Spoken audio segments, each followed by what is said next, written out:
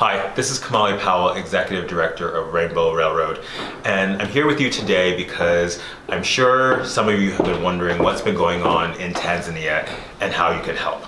Now, the situation in Tanzania is complex. You'll see in this email an overview of the situation there, but I really wanted to send you a personal message to let you know that we've been following the situation very closely, working with activists and people who are on the ground and taking their cues about how to respond. Now, here's a few things that you need to know. There's been several crackdowns in Tanzania over the past several years, but this crackdown is particularly alarming because of the political nature of how it generated.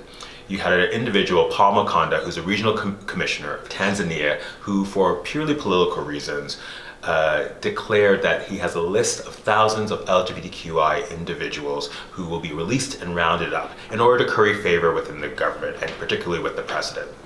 Now, this has mostly been a propaganda campaign, and listening to activists on the ground, we've been playing a cautionary note on how to highlight the situation here.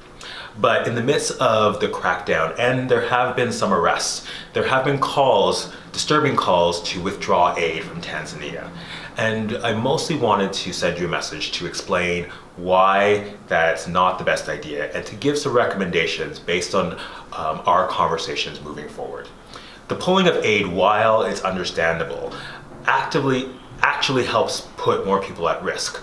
Most of the aid goes to non-for-profit organizations working on the ground to provide healthcare, HIV, AIDS medication, and others to LGBTQI people. So instead of withdrawing aid, here are some things that we can do. The first thing, well, it's not to withdraw aid.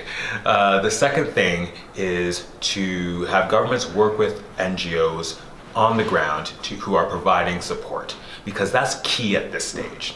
The third thing is that we have to be really careful about what kind of public campaigns we do at this point. I can understand the need and desire to call out Tanzania and to do awareness campaigns, but we have to do that with caution, particularly because that's what people on the ground require. The fourth is that we need to try to provide legal representation to those who need it. There are people who have been arrested, and so they're going to need legal resources moving forward.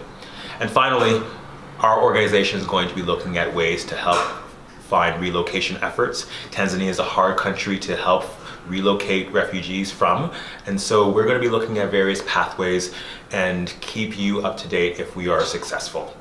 So I just wanted to give you that quick update to let you know that we are monitoring the situation closely, and we'll keep you up to date as we have more information.